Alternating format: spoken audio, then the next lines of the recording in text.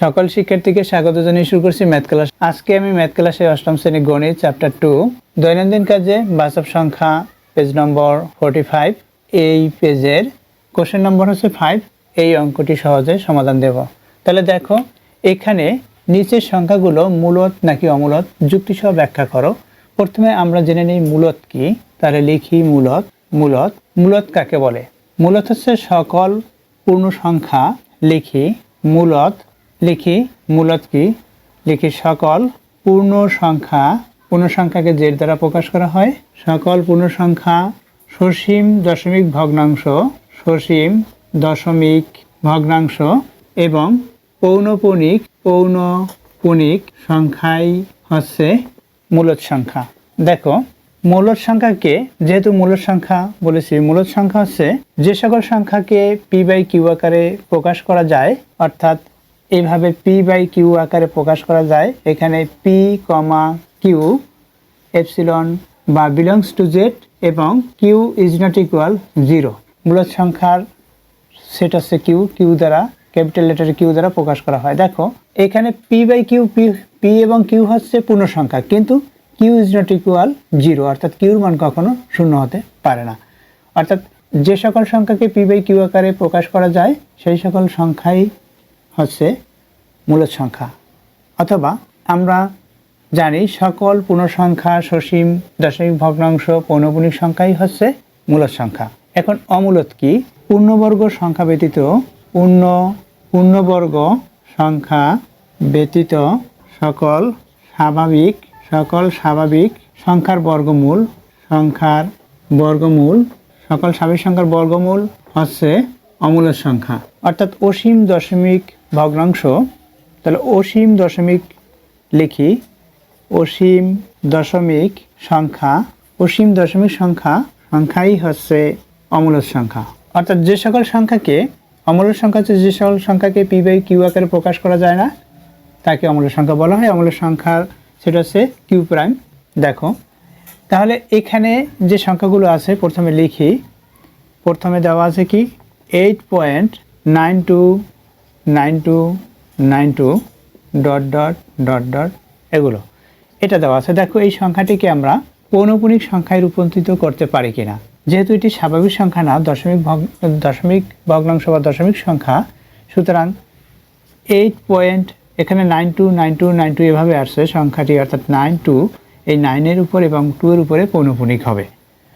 তাহলে লিখি সংখ্যাটি পৌনপুনিক সংখ্যা, সুতরাং এটি মূলত সংখ্যা। সংখ্যাটি পৌনপুনিক, লিখি সংখ্যাটি পৌনপুনিক, সুতরাং সংখ্যাটি মূলত সংখ্যা। দেখো, এই সংখ্যাটি মূলত সংখ্যা। এরপর দেখো, এরপরে সংখ্যা কী দেওয়া আছে এখানে? এরপরে কী দেওয়া আছে দেখো, এখানে 0.101010001001 দেখো, এটা হচ্ছে অসীম, এটাও অসীম দশমিক সংখ্যা, এটাও অসীম দশমিক সংখ্যা, কিন্তু এটা হচ্ছে 929292 এভাবে আসছে। এটা দেখো 101001000 অর্থাৎ জিরোর সংখ্যা বাড়তেছে, অর্থাৎ এটা অসীম দশমিক সংখ্যা। লিখি এটি পৌনপুনিক আকারে প্রকাশ করা যায় না। লিখি সংখ্যাটি পৌনপুনিক আকারে প্রকাশ করা যায় না, সুতরাং সংখ্যাটি অমূলত সংখ্যা। দেখো, সংখ্যাটি অমূলত সংখ্যা হলো।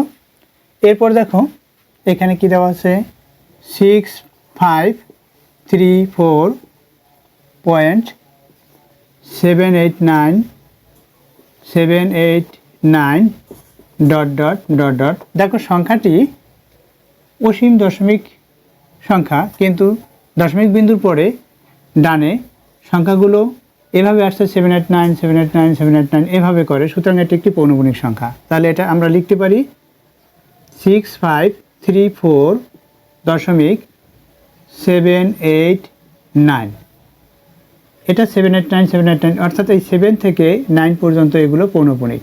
তাহলে সংখ্যাটি পৌনঃপুনিক লিখি, সংখ্যাটি এখানে সংখ্যাটি পৌনঃপুনিক বা সংখ্যাটি পৌনঃপুনিক লিখি, সংখ্যাটি পৌনঃপুনিক।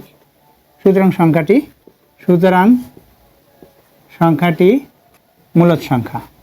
এরপর দেখো এখানে কি সংখ্যা দেওয়া আছে, এখানে 2.182828। এখানে দেখো এই সংখ্যাটি সসীম, অর্থাৎ এরপরে ডট ডট ডট ডট এভাবে দেওয়া নেই, সুতরাং এটি একটি মূলদ সংখ্যা। সংখ্যাটি সসীম দশমিক সংখ্যা লিখি, সংখ্যাটি সসীম দশমিক সংখ্যা, সুতরাং সংখ্যাটি মূলদ সংখ্যা।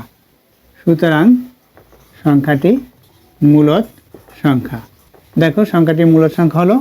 এরপর কি আছে দেখো, এখানে 0 পয়েন্ট লিখি, অতঃপরের সংখ্যাটি 0.12233, এরপর dot dot dot dot dot dot. এটা দেখো এই সংখ্যাটিকে আমরা পৌনঃপুনিক আকারে লিখতে পারি না, কারণ 1223333 এরপর 444 বা টেট্রা4 হতে পারে, আমরা জানি না।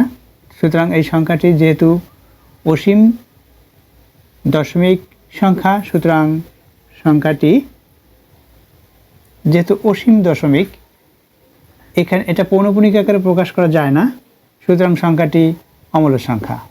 তাহলে লিখি সংখ্যাটি অসীম দশমিক সংখ্যা, কারণ সসীম দশমিক সংখ্যা হচ্ছে সেটা মূলদ, অসীম দশমিক সংখ্যা সেটা মূলদ নয়, অমূলদ। অর্থাৎ এখানে বলেছি পূর্ণবর্গ সংখ্যা ব্যতীত সকল স্বাভাবিক সংখ্যার বর্গমূল, অর্থাৎ স্বাভাবিক সংখ্যা যেমন দেখো 2 এর বর্গমূল যদি হয় তাহলে 1 পয়েন্ট অনেক সংখ্যা আসবে। ক্যালকুলেটরে যতগুলো ডিজিট থাকে, অর্থাৎ 12 ডিজিট হলে 12, অর্থাৎ 12টি আসবে, বেশি হলে আরও বেশি আসবে, এভাবে। তাহলে দেখো এই সংখ্যাটি কি অসীম দশমিক সংখ্যা লিখি, সংখ্যাটি অসীম দশমিক সংখ্যা এবং সংখ্যাটিকে পৌনঃপুনিক আকারে প্রকাশ করা যায় না, বা যে কোনো একটি কথা বলতে পারি, সংখ্যাটি পৌনঃপুনিক আকারে প্রকাশ করা যায় না, সুতরাং সংখ্যাটি হচ্ছে অমূলদ সংখ্যা, এভাবে লিখতে পারি। লিখি সংখ্যাটি অসীম দশমিক সংখ্যা, আবার সংখ্যাটিকে পৌনঃপুনিক আকারে প্রকাশ করা যায় না, সুতরাং সংখ্যাটি অমূলদ সংখ্যা। তাহলে লিখি সুতরাং সংখ্যাটি অমূলদ সংখ্যা। আশা করি বুঝতে পেরেছো। অর্থাৎ এই সংখ্যা দুইটি জানা থাকলে মূলদ অমূলদ নির্ণয় করা সম্ভব।